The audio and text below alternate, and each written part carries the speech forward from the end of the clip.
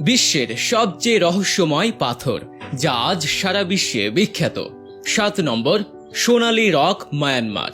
Golden rock মায়ানমারের একটি অনন্য ধর্মীয় ও প্রাকৃতিক ঐতিহ্য, যা সমুদ্রপৃষ্ঠ থেকে প্রায় 1100 মিটার উচ্চতায় অবস্থিত। এর সবচেয়ে আশ্চর্যজনক দিক হলো এটি এক প্রান্তে দাঁড়িয়ে আছে, যেন যে কোনো মুহূর্তে পড়ে যাবে। কিন্তু শতাব্দীর পর শতাব্দী ধরে এটি ঠিক এভাবেই দাঁড়িয়ে আছে এবং যেন মধ্যাকর্ষণকে চ্যালেঞ্জ জানাচ্ছে। প্রাকৃতিক দুর্যোগের পরেও এত বিশাল পাথর কিভাবে এভাবে স্থির আছে তা নিয়ে বিজ্ঞানীরাও বিস্মিত।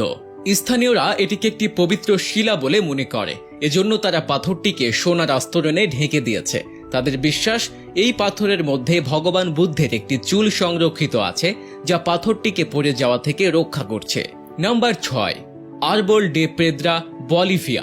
বলিভিয়ার সিলোলি মরুভূমিতে অবস্থিত এই পাথরটিকে বলা হয় আরবল